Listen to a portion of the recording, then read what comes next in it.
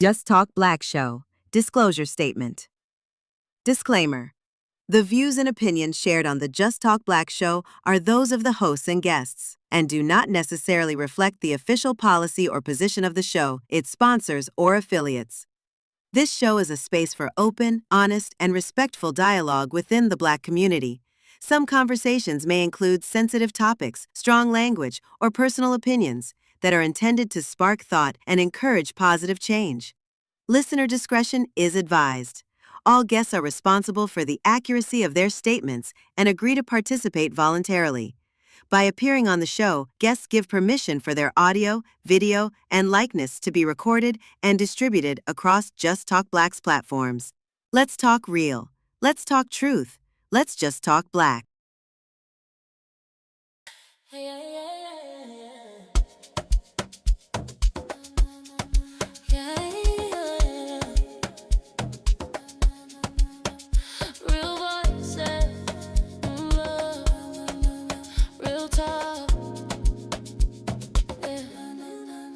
This is the Just Talk Black Show with DJ Purpose. Every Thursday, 7 p.m. sharp. Every story, every struggle, every win we claim. We speak it loud, but respect on our name.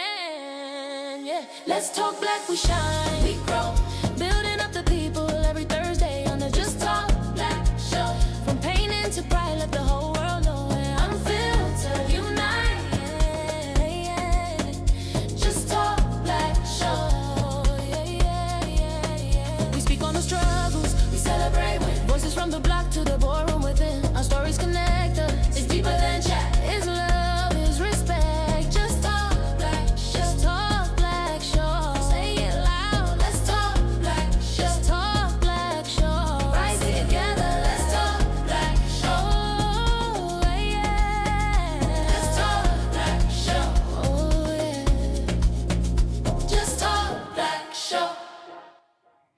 Hi guys, and welcome back to the Just Talk Black Show. What a week it's been, what a week it's been.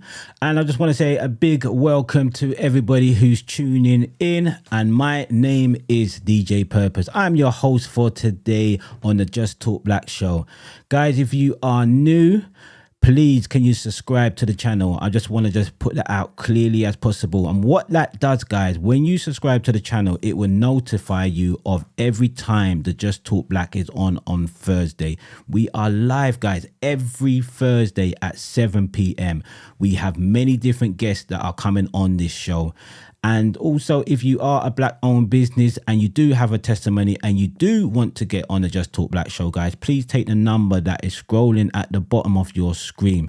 And also, you can phone in. Yes, you can phone in, guys, if you have a question for our guest, Lawrence, today, who is a head teacher of a school in North London. Guys, we are going to be diving into education. So if you got a question for Lawrence, I'm just going to open that straight away. But give him a bit of time. Let's give him a bit of time, guys, because we've got a bit of questions that we've got to ask Lawrence today. So just before I will bring our guest in, I just want to show you about our next topic, guys.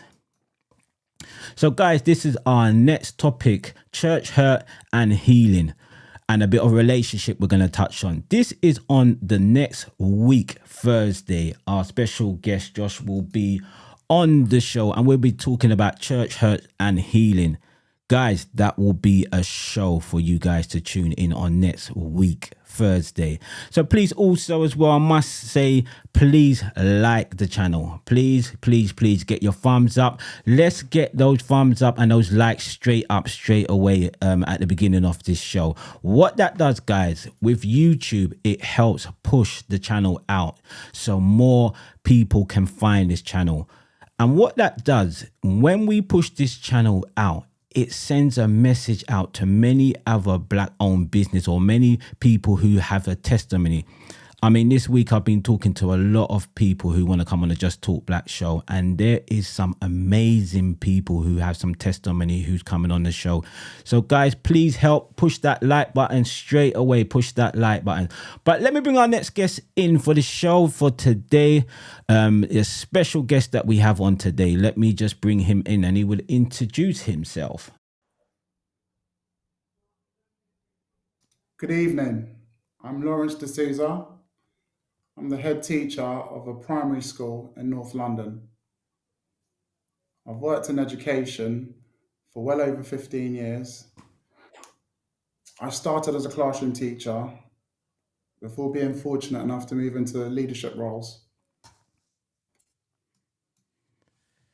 Lawrence, let's get on it straight away. I just want to welcome you to the Just Talk Black show, and I'm looking forward to this. We've spoken on the phone, and I'm telling you, you are a blessed person, and we've had a conversation, not just once but twice. And every time we spoke, you bring joy to me. As a black brother to a black brother, you bring joy to me because just the way you speak, the way you're always happy, the way you're always smiling, you just bring that joy. So let's dive straight into it. Let's dive straight into it. What inspired you to be a teacher, first of all, and then we will go on to your next level of being a head teacher. Let's just start on what inspired you to become a head teacher. Absolutely. So I've always believed education is one of the most powerful tools for change. As a teacher, I could see how I could directly impact the lives of children in the classroom. Being fortunate to move into leadership or headship, I was able to scale that. I'm able to shape the culture of a whole school community and ensure that all children, not just the ones that I was teaching, are given a chance to thrive and be successful. Wow. So growing up as a young boy in school, did you ever see a black head teacher when you was growing up? Honestly, no. I rarely saw black teachers, let alone leaders. That absence made me even more determined to step into leadership.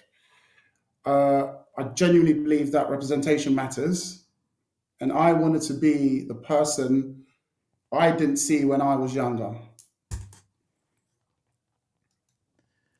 And what were some of the barriers that you faced? Like going into teaching, what was some of the barriers that you faced going through the teaching program? What were some of those barriers?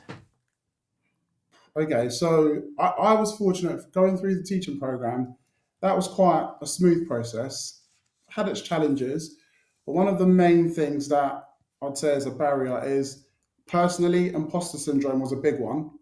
I had to circumvent that, navigate that, that feeling of not belonging in certain spaces and having to navigate stereotypes and low expectations.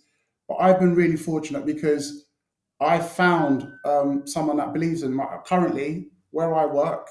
There's a lot of belief in me, but that also comes with having strong mentors around you, making sure you've got supportive colleagues.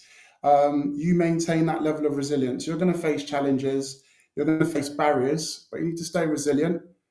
And that level of resilience has helped me to be able to push through barriers that I faced and challenges that I faced. And you just touched on mentors. Just give it a little bit because I think mentor is very important, even if you're doing a business or just growing up in life in general. Mentor. What was mentorship? What was that like towards you? And did you find that it was the biggest benefit in your life when you was having a mentor, or was it one mentor? Was it two mentors, or how much mentors did you have? Well, that's a very good question because I've had a range of mentors, and I believe that it's really important to have people who've walked the path that you aspire to, the path you want to chart. Those people that have been on that journey know the challenges that you're going to face because they've been there. They've been able to navigate those challenges. They can share their thoughts with you. They can share the strategies they use to navigate those challenges. So, in terms of mentorship, I believe that's huge. I've been fortunate that in my headship role now, our CEO has afforded all the leaders within the trust mentors, and they help us navigate the challenges the ever growing challenges that you all face as a head teacher. But mentorship is key. Mentorship is the key. And just talking about it, I feel that for people who want to during that the path that you are on, would you say they would benefit definitely from having a mentor? So somebody who wants to get into teaching, would you say to find somebody in that field and get as much information as you can? Because what it is, you're a black male. And moving on to our next question as well, which is reputation of yourself. These young black boys nowadays in school, I feel is important as well, to have that male figure in the school. That someone who looks like them. No, absolutely. I think every child needs to feel like they're seen and they're valued. That's really important. And so in terms of myself, I've had mentors, or I had people that have helped me navigate that. But the children being able to see someone that looks like them, someone that they can relate to, someone that understands them, I think is key. I think someone that they believe. I'll give you a perfect example. I remember when I first arrived at my school, being aspirational, I wanted to drive in successful individuals come in and support. One of the children turned around and said, "You look like my dad. How did you get to where you are? What was it that supported you, Mr. Desouza, to become a head teacher?" So he saw me, he could identify with me, and he could then at that moment think to himself, how do I become like you? And I was with him on a day-to-day basis. But that's the power of representation, being there, them seeing you and them knowing that I can achieve what you've achieved is possible. That level of hope is really important, especially for the children that we're serving. Wow, that story is absolutely powerful. That he saw you and looked at you and could identify himself, and that is the key for many young, I'm going to say black boys, especially black boys, because we have in our culture these young black boys nowadays, down to the gang culture, down to the music, down to certain things. What challenges as a teacher do you see these black boys have in society today as a teacher? Because you are around a young primary school, and you see some of the challenges that these young black boys face. What are some of them challenges that they face? So I think it all starts from home, but also them believing that they can achieve. I think that's key. And in order for them to believe they can achieve, I feel home and school need to work in collaboration. What I mean by that is, in partnership, we need to show the children that actually there is a pathway, there's another way to achieve, and firstly be aspirational, but also there's another way to achieve great things. They can go on to achieve great things. It begins with parents believing and knowing that the children can achieve, then us as educators believing and showing the children ways to go about achieving. I think that's really important.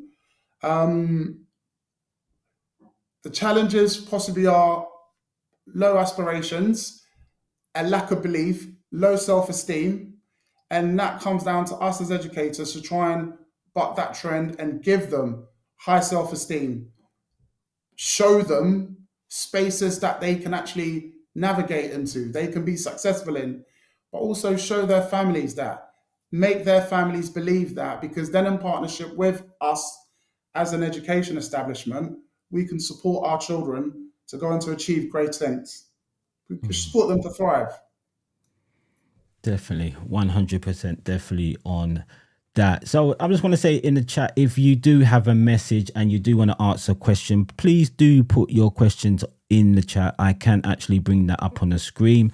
So for those who maybe never use YouTube, when you do put your message up in the chat, I can bring it up and we can ask Lawrence live on air today. I can ask him your questions. And you can also phone in. So let me just bring the phone number up for you guys. So guys, this is the number. So the phone line number is 07471539555. 533. I must say, if you don't get through straight away, please do ring back. Your call will get answered today. So please do call in if you do have any questions. And also, please put the likes up. I can see many people in the chat already there. And we're grateful for you putting your chats likes up. So Lawrence, just moving on. What were some of the unique challenges that you faced as a black head teacher? Okay. I think as a black leader, there's an added layer of scrutiny. Sometimes you feel the weight of having to represent your community rather than just being allowed to be yourself. Balancing that pressure while staying authentic can be challenging, but I think once you stay authentic and you're true to yourself, um, you'll be okay. And I've been fortunate that I don't have to filter myself. I can be as passionate and as authentic as I can be because I'm in an environment currently that allows for me to do all of that. And my CEO allows me to do that. So that would be one of the unique challenges. Something else that I did face that was quite challenging was statistically that there's been said that twice as many, a black leader has to undertake twice as many interviews as their counterparts. Now, I was fortunate that I found someone that saw something in me and gave me the opportunity to actually go ahead and be in a situation that I am where I can empower and support an underserved community like we are to support the families and the children to go on to thrive. I want to touch it from the male's point of view as well, because I feel that it needs to be represented in school, that more black men. What is the path if I was somebody who wanted to get in teaching today? What would I need to do? What is the path that I need to do? Is it go to college? Is it go to university? What's the path? I know there might be many different, but for your own opinion, what would you say the path is and how does it structure out?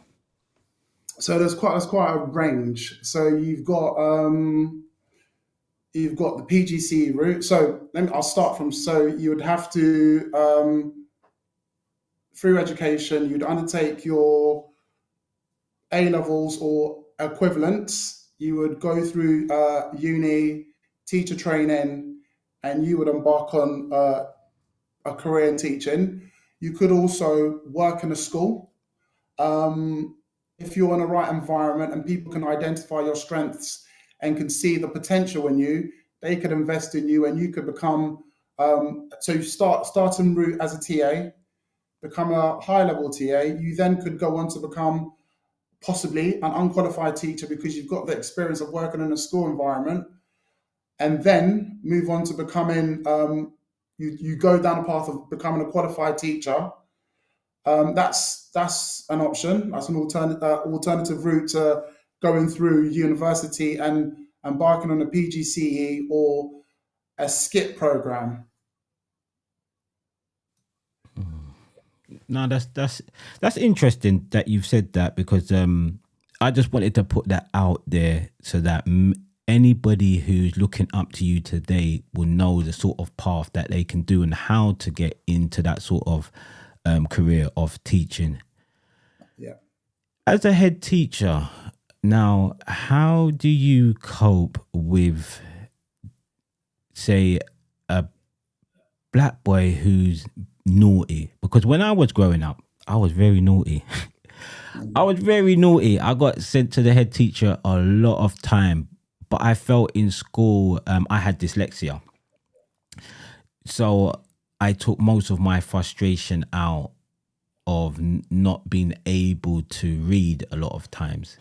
Yeah. So instead of me being good in class and when the work was going on, I started to misbehave because I felt the teachers didn't understand me to the fullest point, and because of I didn't want to do the work because I didn't understand what was going on or what was in front of me.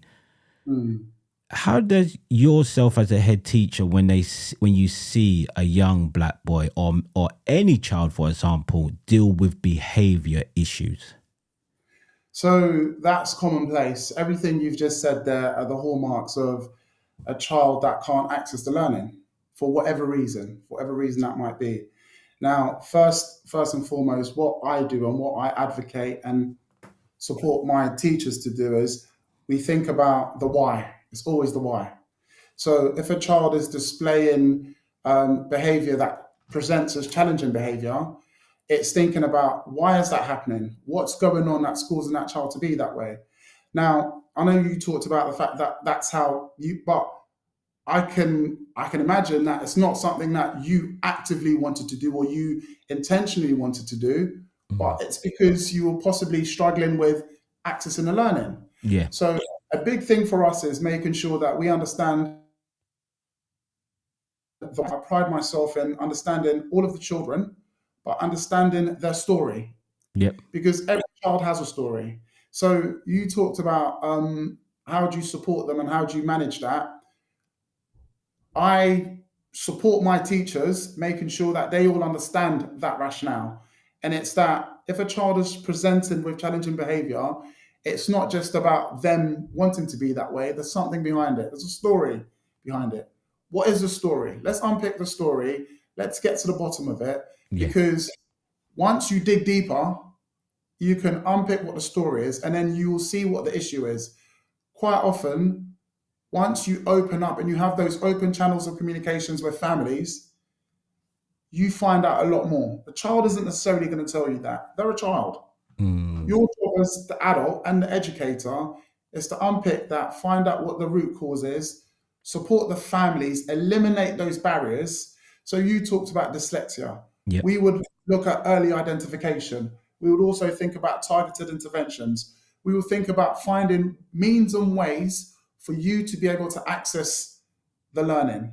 Once a child can access the learning,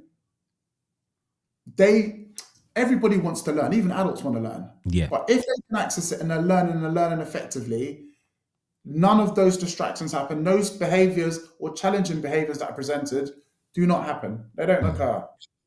But it's identifying what the root cause is, eliminate those root cause, and support the child to be able to access the learning, and you wouldn't have any of those issues. Definitely. I was going to bring up a quick question.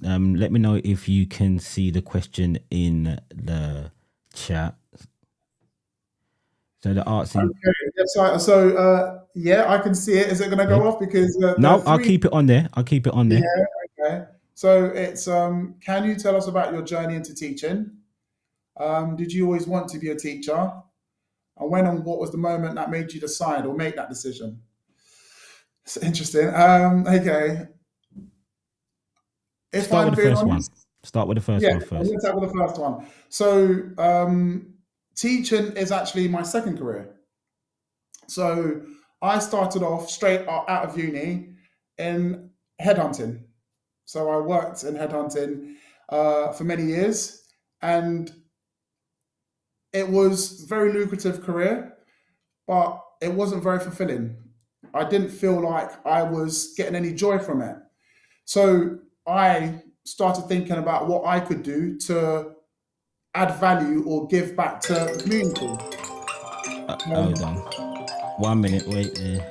So, hello. Can you just hang on the line? You calling in just to ask a question? Can you just hang on there Thank you. as we answer Thank these you. questions? Yeah, just hang there for us. Thank you. Yeah. Sorry, go on. Yeah. So, sorry, where was I?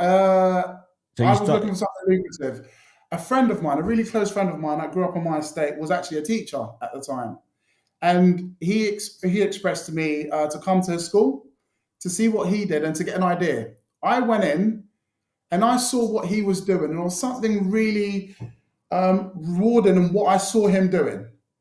We had a conversation about how he embarked on that career. So, in line of the question you posed, what was the journey? I had a degree. I was fortunate that I had a degree. I then had to embark on a graduate teaching program, which was then converting my degree, supporting me to have the skills to become a teacher. And that's how I got into teaching. What was it? Did you always want to be a teacher? I think that's answered that. When or what was the moment you made that decision?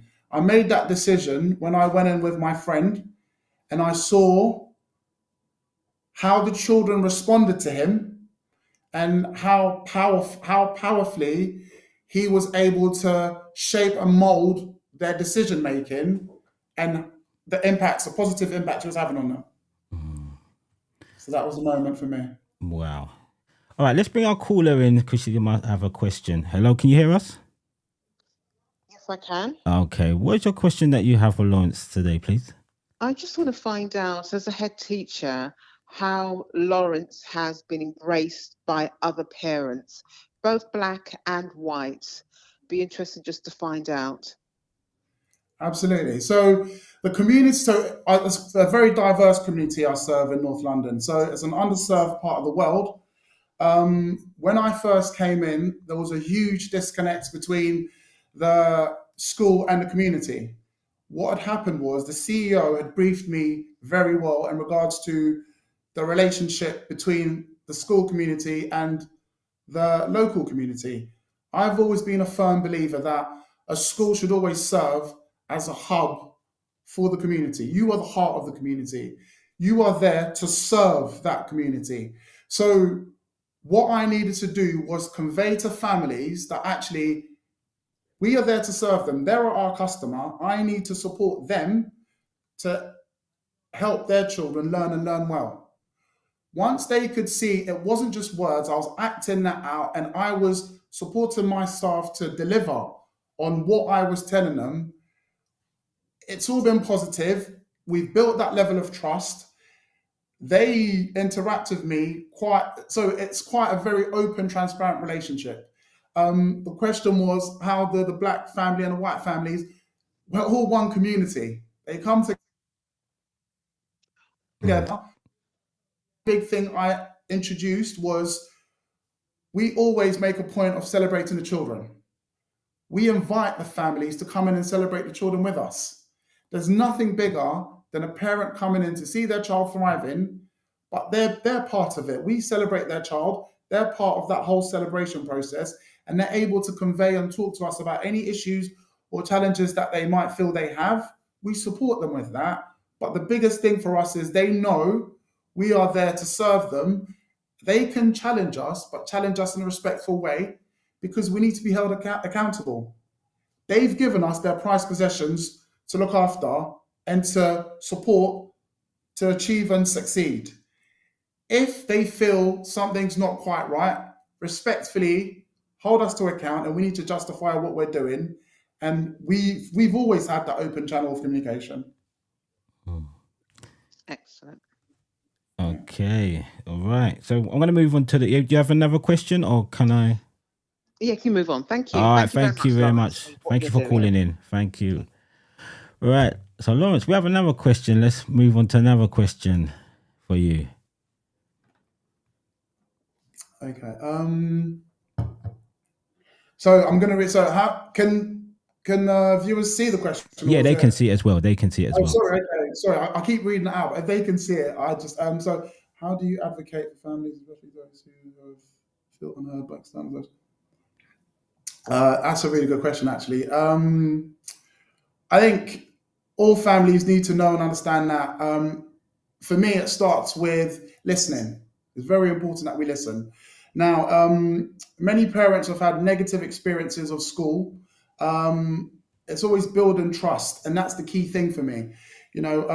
What we do is we encourage families to have those open channels of communication with us. We advocate for them in that we quickly identify and establish what their needs are. So when we listen, we also need to make sure that we're not just listening, we're actually hearing. So we listen and we hear and we reach out, find out what it is exactly they need support with in terms of advocating. And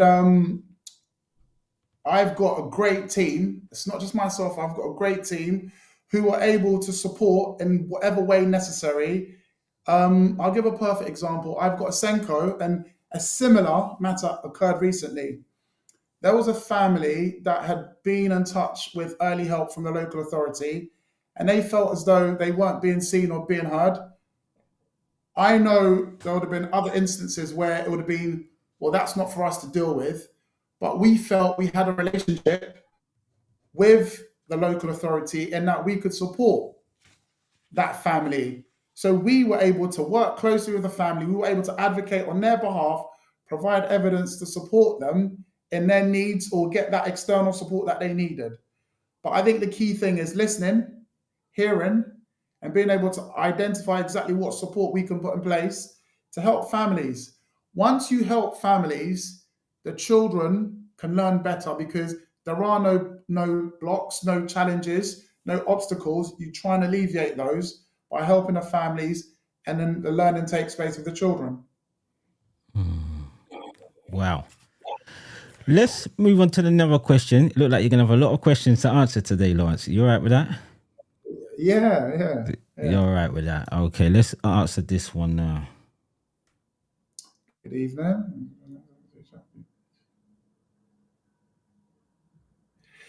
Okay, so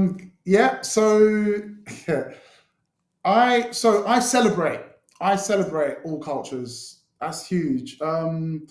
We have international days where we celebrate everybody. But so myself, I'm of West African descent. My family from Ghana, right? What's interesting is a huge number of the children that we serve are Ghanaian. Now, quite often, families will come and approach me and possibly struggle with English. We've also had families that approach struggling with other languages, but we have members of staff who can speak those other languages.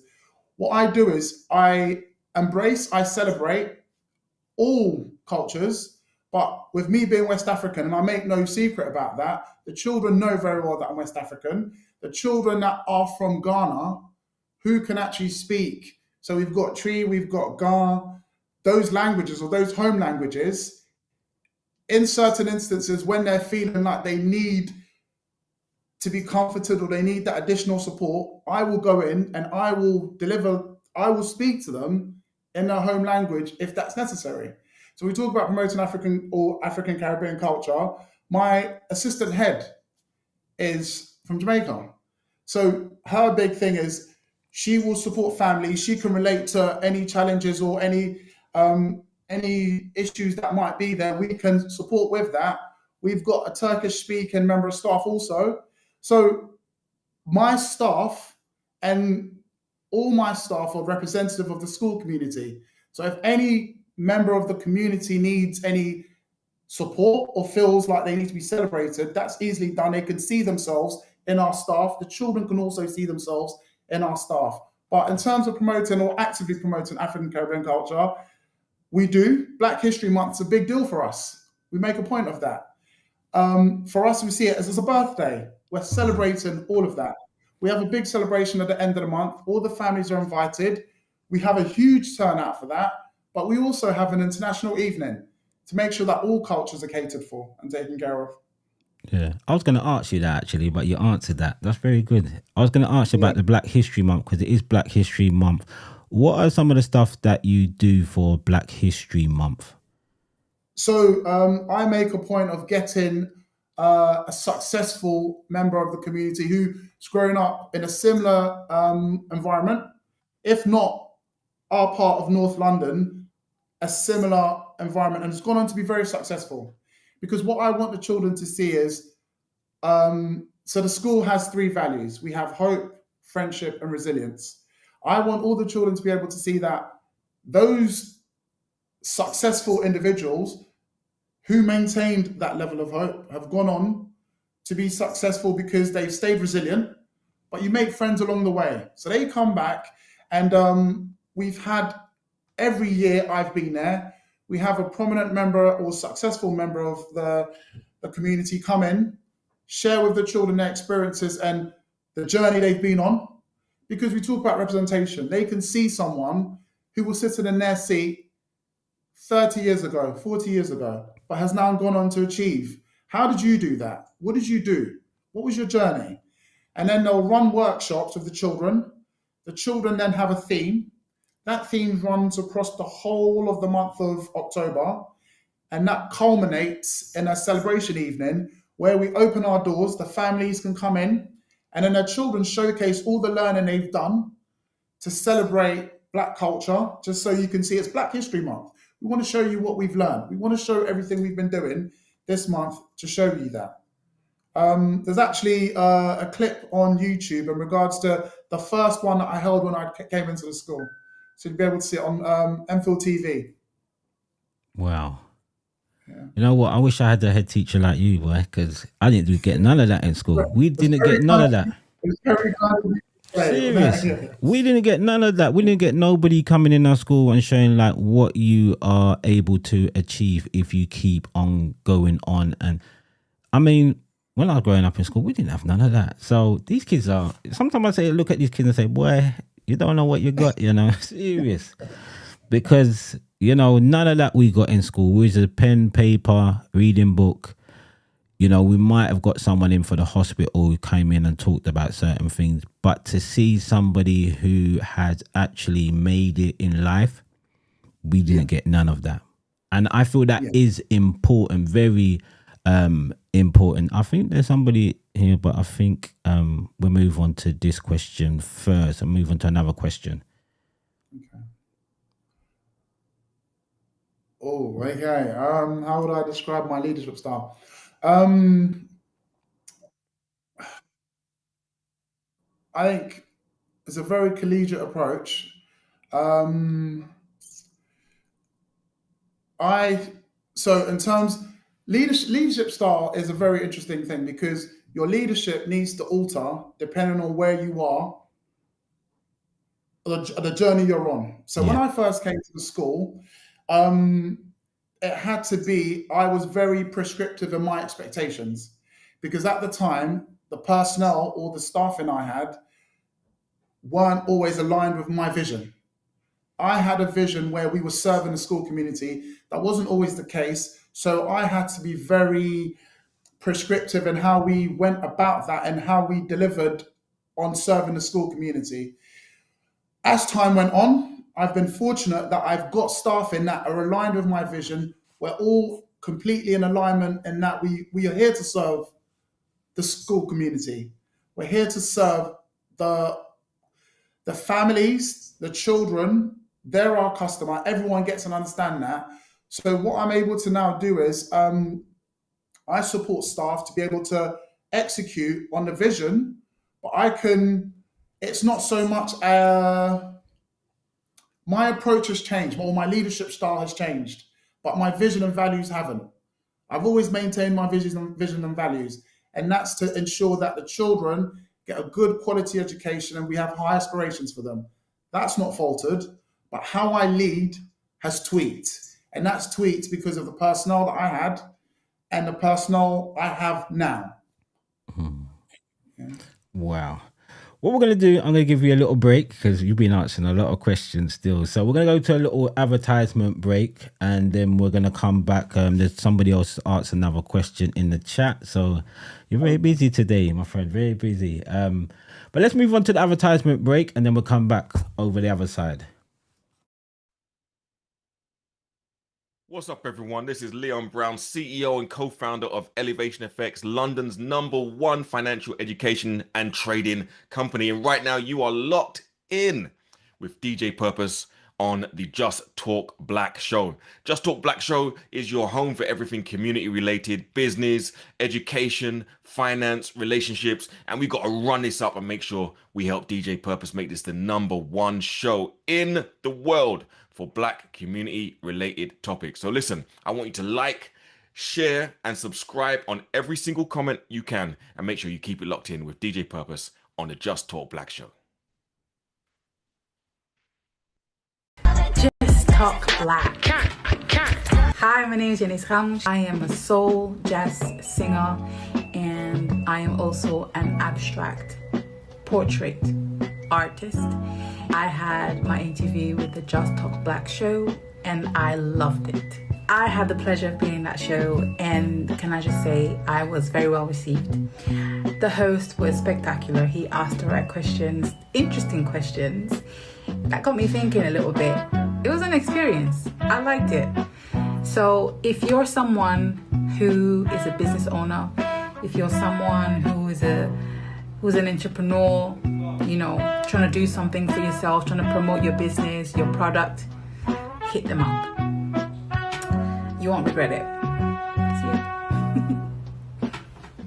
For a limited time, 10 Black-owned businesses can promote their brand on the Just Talk Black Show absolutely free.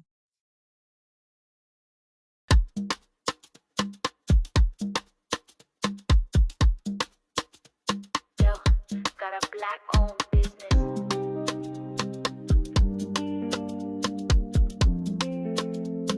It's time to shine with Just Talk Black Show.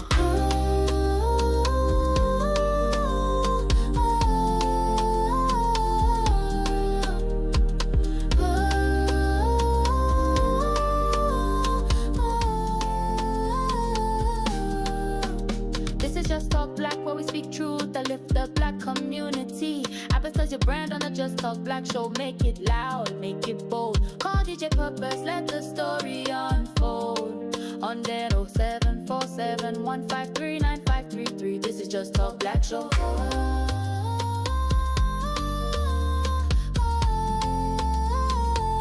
Your business, Just Talk Black Show. Yes, guys, and that was a quick advertisement break for you guys. And if you have a Black-owned business or any other sort of, if you're an artist or anything, and you want to advertise your business on the Just Talk Black Show, the number is scrolling at the bottom of the screen. And please, guys, as I'm going to say again, please like the channel. We have to get these likes up, guys. I can see there's a lot of guys in the chat. There's also a lot of guys watching. Please put that like button up. What this does as well, as I keep on saying, it pushes the channel out. From you liking the channel, it will help push the channel out. This conversation that we are having today is a very fantastic topic that we are talking about, and I want this to reach as many people out there, because you guys in the chat, you are putting some really good questions out there, and there's people who need to hear some of the questions and how Lawrence is answering the question, which I think he's doing a wonderful job in how he's definitely doing it, sort of thing. So put those likes up. Let's get those likes up, guys. And also, if you want to participate and be a guest on the Just Talk Black Show, the number is scrolling at the bottom. I would also bring in the number that you guys can phone in and ask questions as well. So the number is for the phone line is 07471 539 533. If we do miss your call, please call back. I see somebody's just sent a message.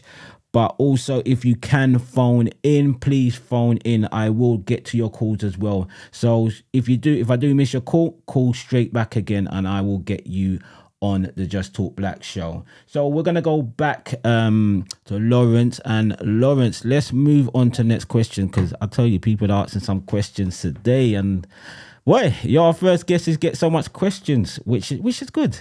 Which is good. I'm liking that. So let's move on to the next questions.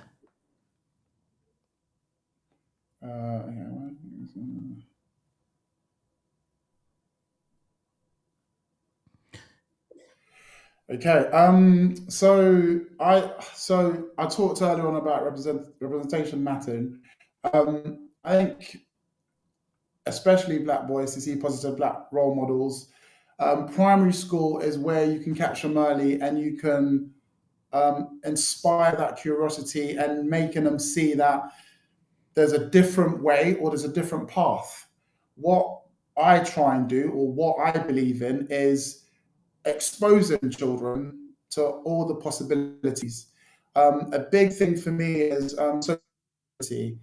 And what I mean by social mobility is showing families, but showing children a pathway to achieve something else earlier. Quite often, what tends to happen is you start wanting or seeing something in your teens, and because you've not known how to build up to that point, you sometimes find it might be too late, or there might be distractions or things to take you away from the path you want to go down. In primary school especially, I think you can capture the children early. You let them know there's an alternative route. They then go into secondary school thinking about that.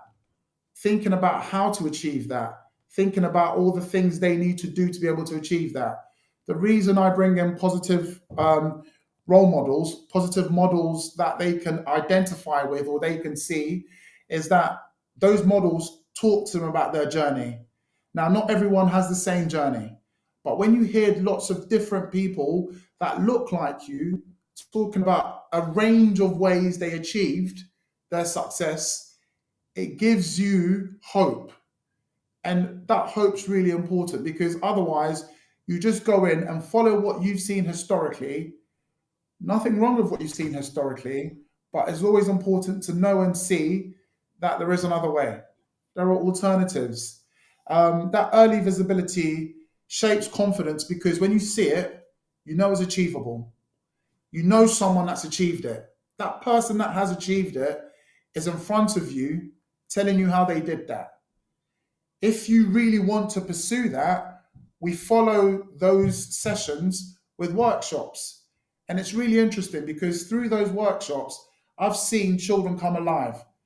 Some children who don't tend to speak very much, all of a sudden, are firing questions because that level of curiosity has been sparked in them. They want to know more. They want to find out more. And they want to know how they go about becoming a person they're seeing that they can identify with. Let's move on to the next one. Wow.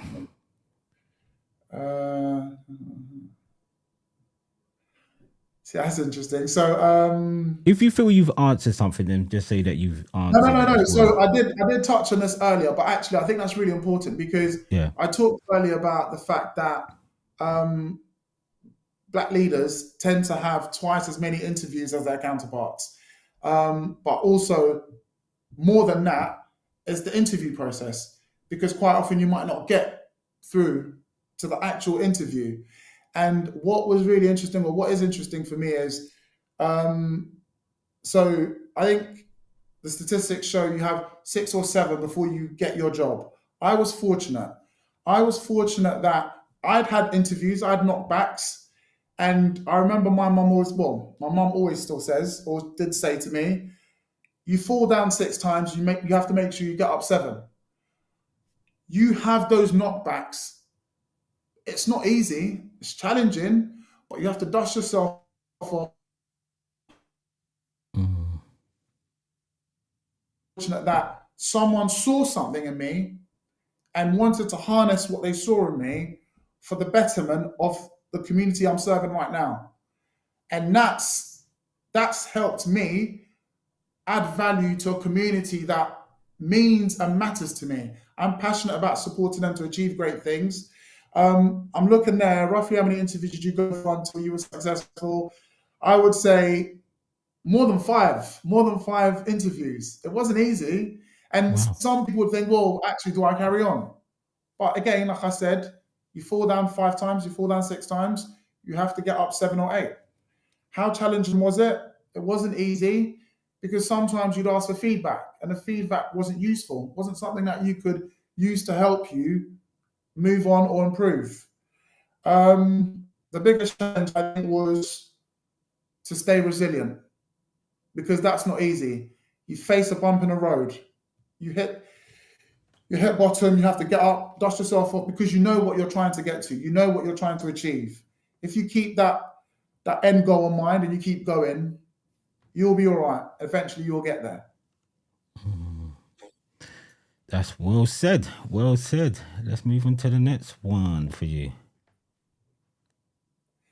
Yes. So I've just seen the next question. So it's Black History Talk curriculum. So it's a work in progress.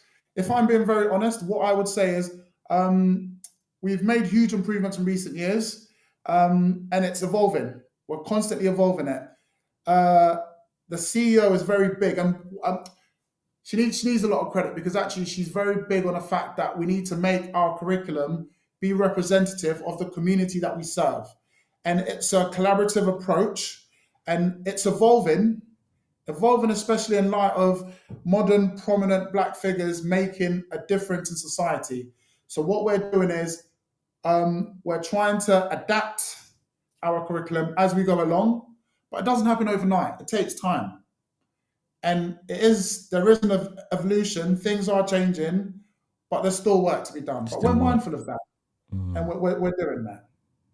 Which is good, which is definitely good. As long as they're mindful and they can see, I think what you're doing is such a good job. It really is. And I just want to take my hat off to you and just say, boy, we need more people like you in our community, and especially men who are being role models to the younger black men. I wish my child go to your school. Trust me, I wish my children went to your school as well. Serious, like the way you're just like what you're about and how you're doing stuff is so amazing. And as I always just said to you before, I wish I had a teacher like you, man. I mean, there were some good black teachers, but they was ruthless. They was very ruthless. Sometimes I think as a young black boy growing up in schools, especially the black teacher who spoke to me sometime, he spoke to me rough, which I felt like he didn't like me sometimes. Do you find that in school, is there some sort of training how teachers talk to kids? Is there anything like that at all in schools? I think that this all goes back to the why, really understanding the why. And I think if you know the why, you don't need to speak to the child in a negative manner. No child comes to school wanting to be a problem. No child comes in not wanting. This is the biggest thing. Children always want to please the teachers. Sometimes they can't because there are barriers to their actions or trauma, or there are issues or challenges that are happening that they don't necessarily know how to verbalize. So what happens is it manifests itself in their actions and how they present. Now, it's not always a pleasant thing, or it's not something that the adults in and around like to see. However, if we stick with the why and understand why that's happening, I believe there is no need to speak to the children that way. Because if you unpick it and you have those honest and transparent conversations with families, firstly, because the families want to share with you, they want your help. They want you to find out what challenges they're facing. And then once they're able to get that off their chest and you can support them, you can then see where the child's coming from. You understand a bit of that child's history or their background or the experiences they're going through. If you can get that, you really can, then it's a different conversation you're having. You're not talking to the child like you don't like them. You're speaking to the child in a manner that you're really trying to unpick what's happened. How can I support you? What can I do to help you? The child then feels like you care. You care and you want, but also you've got that buy-in from them. And those children will go far and beyond, because every child wants to please the adult that's they're with or in and around. And if you take away any obstacles or barriers to that, that comes through in spades. Yeah, definitely. Well, let's move on to the next one again for you. Actually, let me go back to that one. I didn't finish that one. Yeah, Bring it up. It's like, how do you support your staff to flourish? Again, like I said, I'm very lucky. I'm very lucky that my team now are very aligned with my vision and where I want to go, and what support we give the families and the children. How I support them is it's an open and honest conversation with them about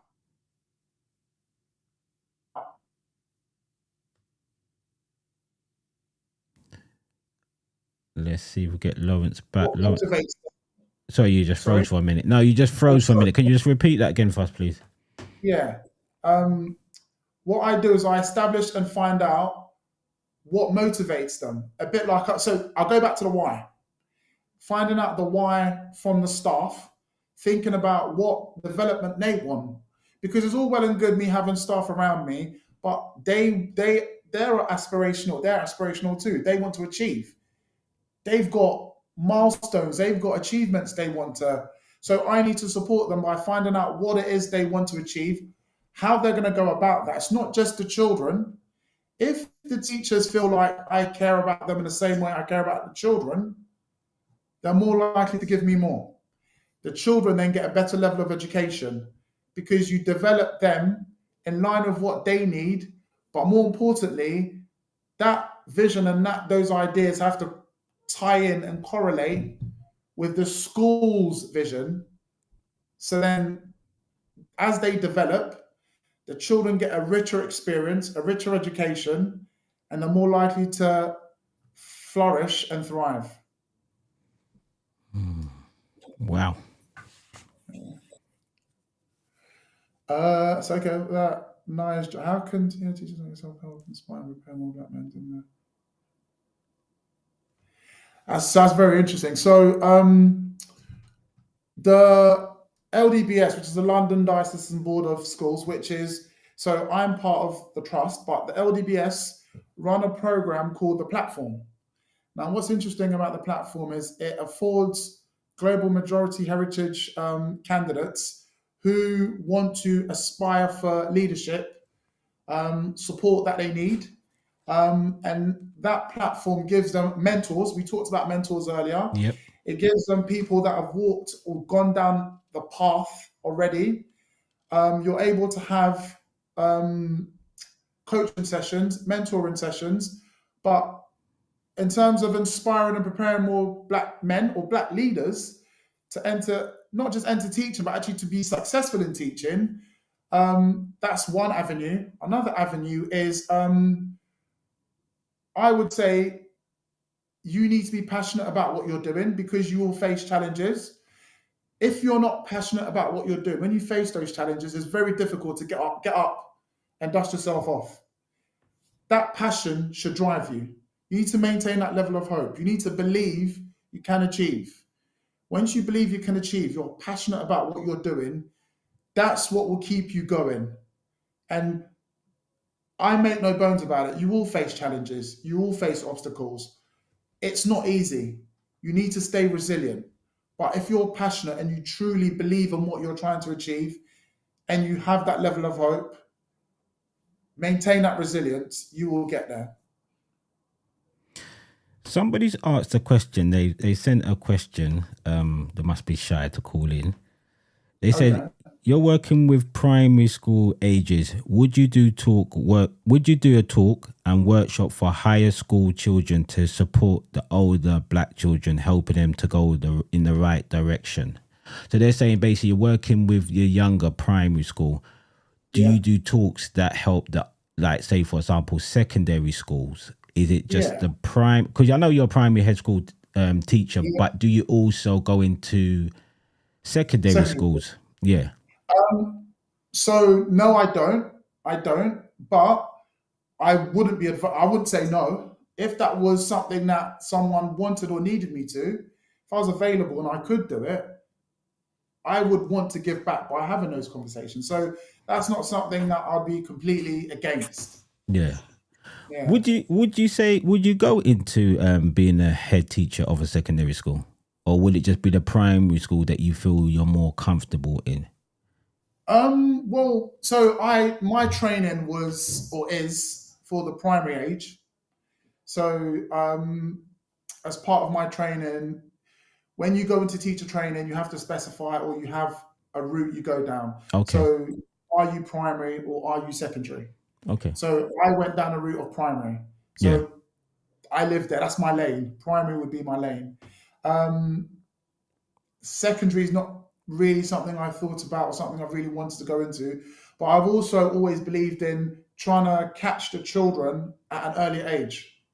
Because if you can catch them at an earlier age and shape their thoughts and their aspirations, you're more likely to be able to have a bigger give impact. them good habits. Yeah, absolutely. Good habits to shape them. So when they get to secondary school, they're on that upward trajectory and they can maintain that trajectory. Yeah. And that's why I went down the primary route. Yeah, definitely. Let's see what this one said. I haven't read it yet, but I'll bring it in. So from my experience,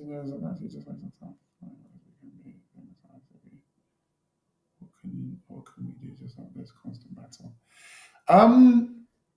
Okay, so face a tough climate as stigmatized for you try to face to challenge authority. See, what I would say with regards to that is everyone needs to feel like they've got a voice. And it's really interesting because I'm looking at it, I'm thinking about challenge authority. I think it's reframing that. Reframing So it, yeah. reframing the challenge, because you can query things, but if you were to query it and you go in with a solution. So I'll give you a perfect example. The way to my headship, I've seen things when I was an assistant head, when I was a deputy head, that I've thought to myself, do you know what? This could be done another way. Rather than going in to try and challenge that, I would go in with a solution and think about what that solution would look like and give a clear roadmap of exactly what my thoughts are and my rationale behind what it is I wanted to change, for example. Once you're able to go in and express that in the right way, granted, you have to have the right audience. If sometimes you might go in and get shut down, that's very true also. But typically, if you were to go in and you had issues that you weren't happy with, you had solutions to those issues, and those solutions weren't going to go against the whole school ideas and vision, I don't see why that wouldn't be listened to. Yeah. Most times. And I have to use the disclaimer of most times, because I'm aware of situations where I have, not now, because I'm very fortunate with my situation currently and now. If there's something I see and I want to have a conversation about, I go with solutions and say, I've seen ABC. I think if we tried DEF, we could get a better impact. To which I met with, give that a go, feedback to me. If it's worked, let's look at how we can roll that out, which is positive. But historically, I've also been in working situations where you try the same approach and it's just a case of, no, it's not happening. We're not going to do it. So I completely understand where this caller is coming from, and that sometimes, but I think reframe the narrative. Reframe it, rather, yeah. rather than challenging authority, I think query the issues you have a concern with and bring solutions. Solutions, yeah, definitely. Yeah, absolutely. Solutions are key to a lot of things. I think in life in general, I always believe in that, okay, somebody has a problem, but what's the solution? Same with the black community. We have a problem within the black community, but what's the solution? Absolutely. And if you have more people with solutions, because rather than moaning, I'm not saying anybody's moaning, but rather That's right, yeah.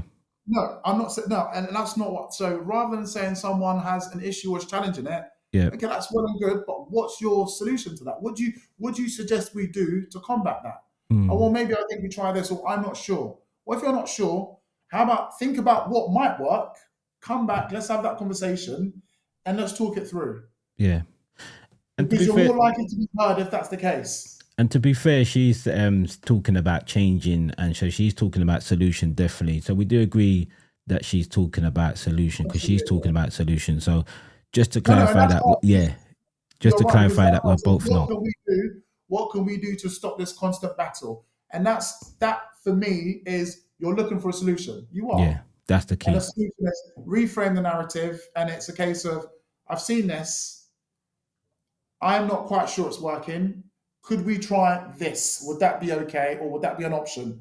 Then it becomes a case of, well, why not? Let's give it a go. Let's see it over a spell and see if it has the impact you think or believe it might do. Then review it. Yeah.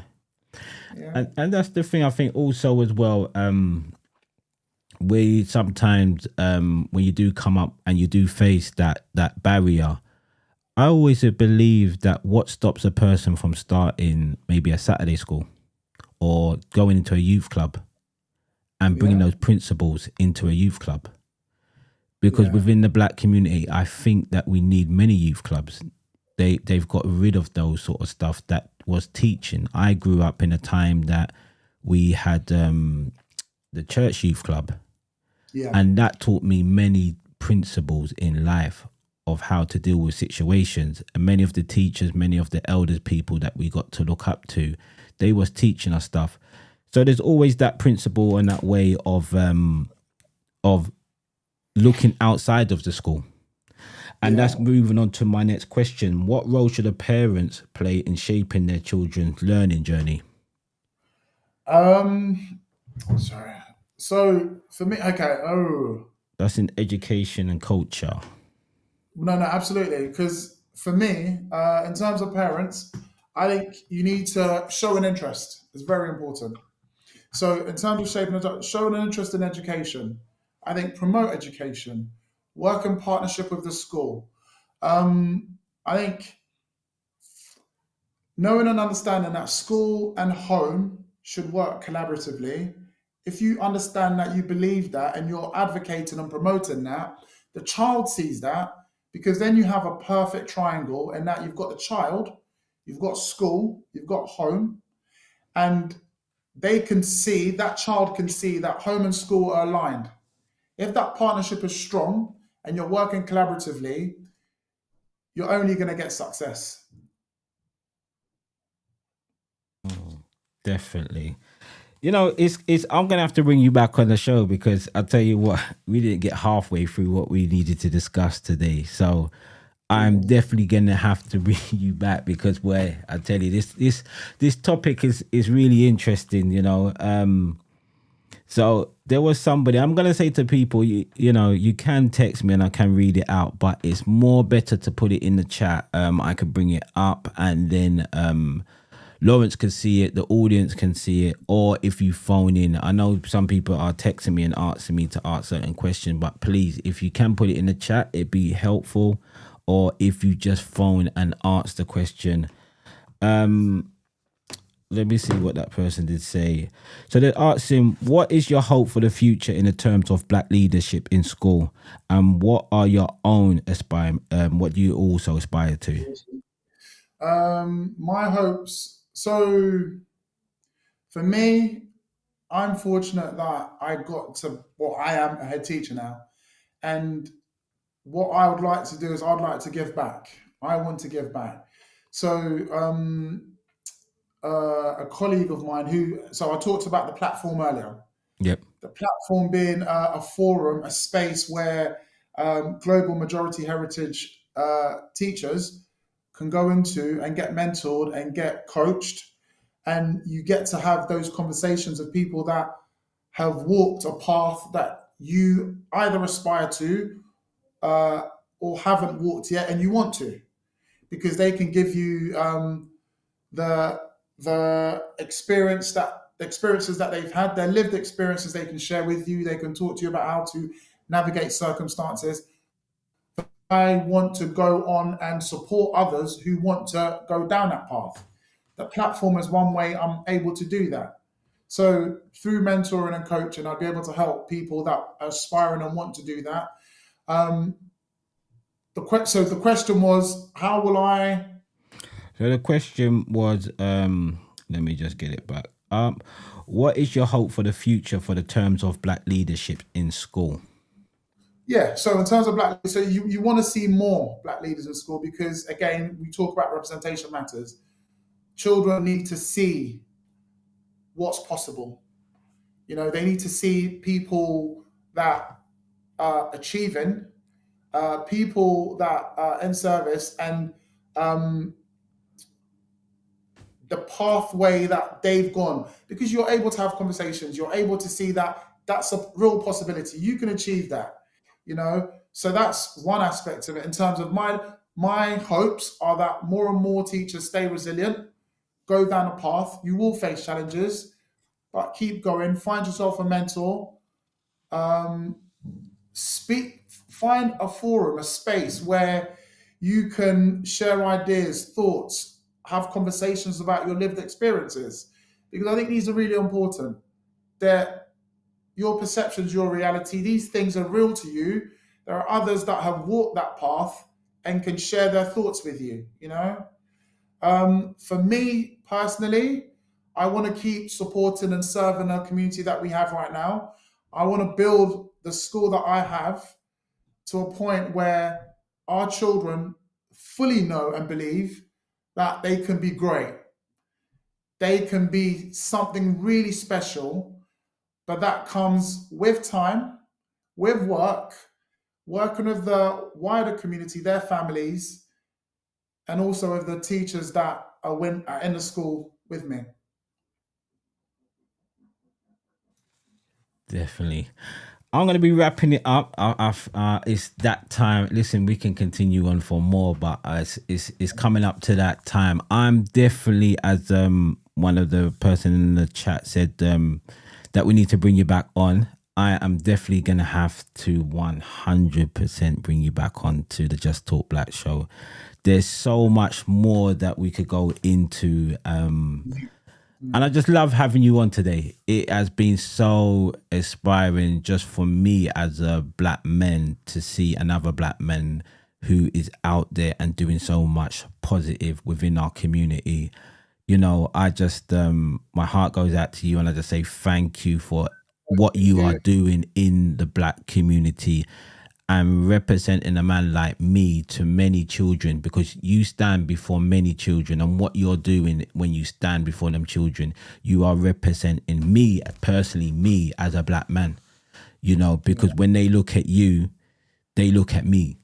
That's how I see it, you know. And I thank you for what you've done today, and you've answered a lot of questions today, you know, which has been so wonderful to hear your answers and how you've helped so much people in this chat today. I personally think that you've helped so much people to understand and how the school system worked. You've also shown me of the system of how the school worked and how the school can help our community, I think, as well, when it has the right people in place. Every business, every society and walk of life can be very good, but it just needs the right people. I always believe in a workplace or in a workforce, it's not the nature of the vision that is bad, it's just the people. So there's many people in a company, for example, let's look at, say, Blockbusters when it was out. They never had the vision of expanding. They didn't have the right people to think, let's stop doing selling or renting DVD. Let's go online now. Let's follow the trend.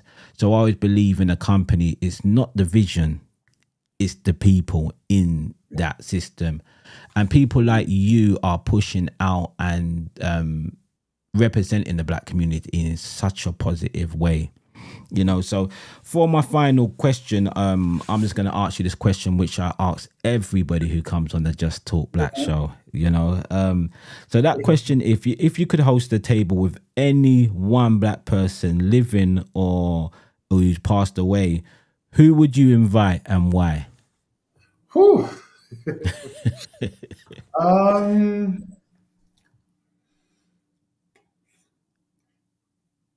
do you know what? I think Nelson Mandela. I think Nelson Mandela. And I think Nelson Mandela because his resilience, his humility, his belief in education, and the route to freedom are values that, for me, I try to carry in my own leadership. He was I believe he was a selfless leader. And I think to be an effective leader, you need to be selfless. I was thinking about a book that our CEO had recommended, Leaders Eat Last. Now, Leaders Eat Last is the concept of being selfless and thinking that you are in service to the wider community, but while you serve all of them, your main objective, which is the children, get a very, very good diet. So what I mean by that is I'm in service to the families, I'm in service to my staff, all in the bigger picture of trying to support them do well for the children.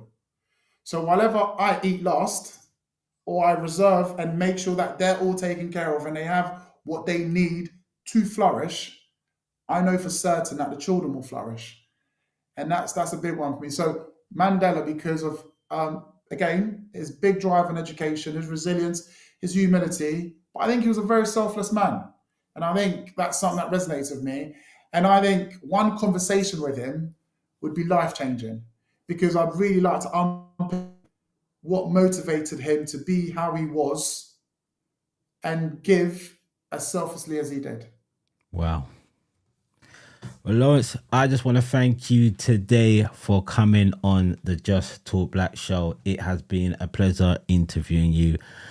And I know you're going to get many calls to come and be on another podcast, because you have been so inspiring of what you're doing, and you've given so much insight into schools and what you are doing. And I'm just hoping that many black men will just follow from your footsteps, in what you are doing. Is there any one word or anything you would like to say to the audience before you leave us?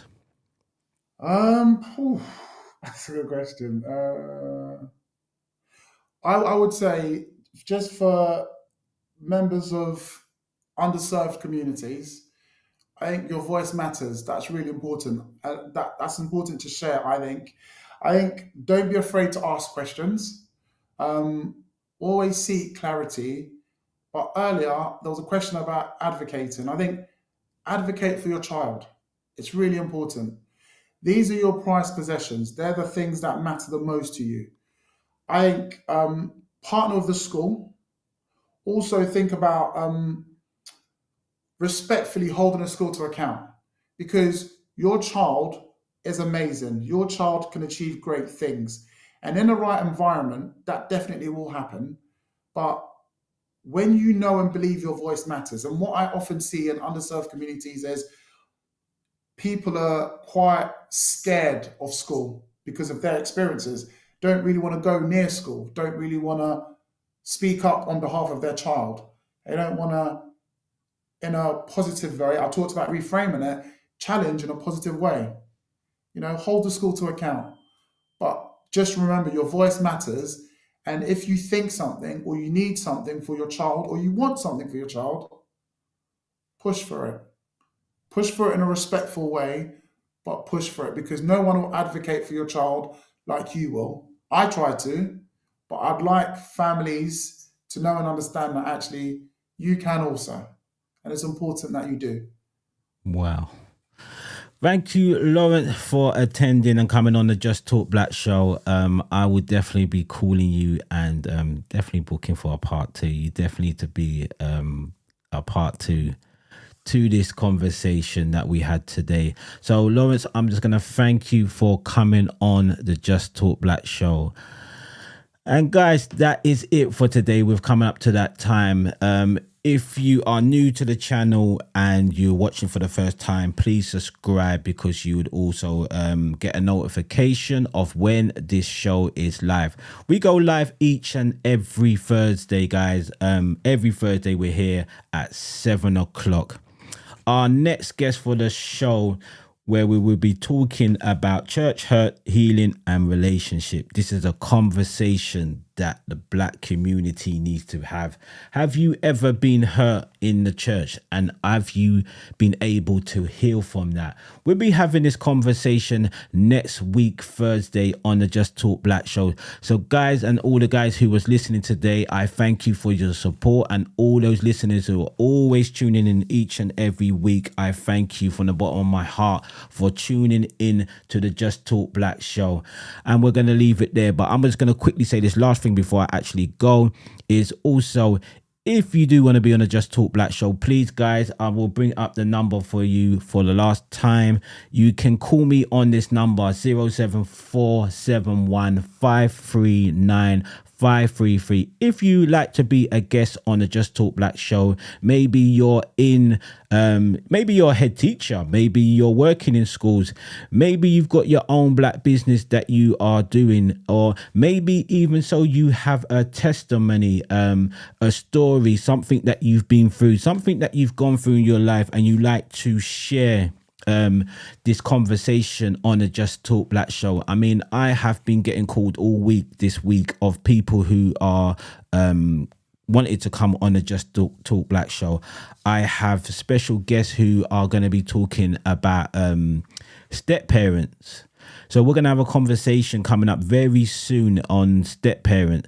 How do you manage when the kid don't belong to you and you've got a partner and you've both got different kids? Situations like this we're talking about.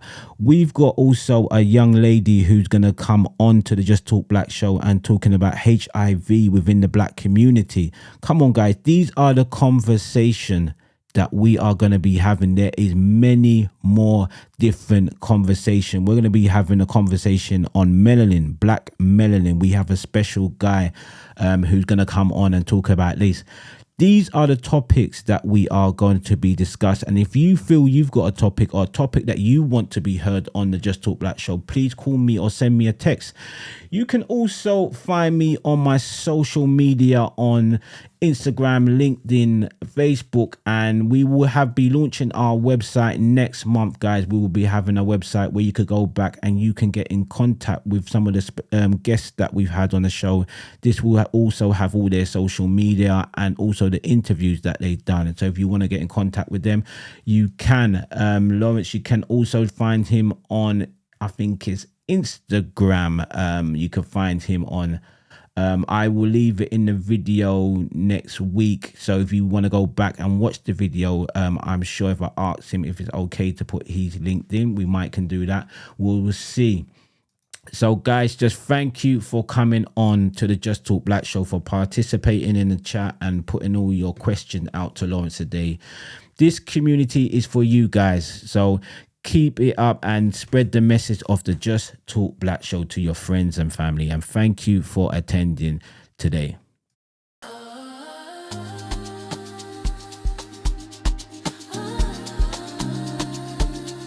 Big love to everyone tuning in. To every voice, every vibe, every black soul shining. This one's for you. Thank you for riding with the Just Talk Black show. We started with a mic and a dream. Now your love makes a vision be. Every like, every share, every view means the world. We honor you. You stay locked in week by week, giving power to the words we speak.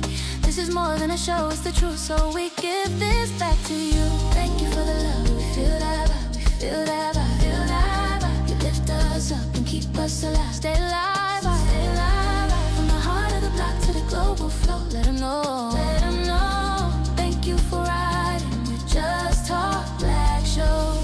Yeah, big respect to the fam who stay through the laughs, the tears, the moves we make. You are the reason we grow and glow. Thank you for tuning to Just Talk Black show. Black show.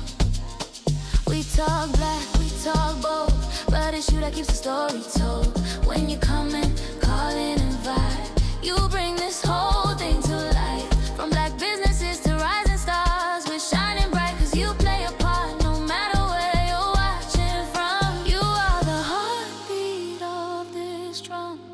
Thank you for the strength, for the love you show, cause love you show, love you show. You're the fire, so close, so glow. One voice, one love, one flow. Let it flow, let it flow. Thank you for watching the Just Talk Black show. You clap back and lift up your right. Together we stand in black pride. No matter the topic, deep or light, you're the reason we shine so bright. We see you, we feel you from every screen. We're grateful to every click, every time you show. This love is real, it's Just Talk Black show. Thank you for the love, yeah, we feel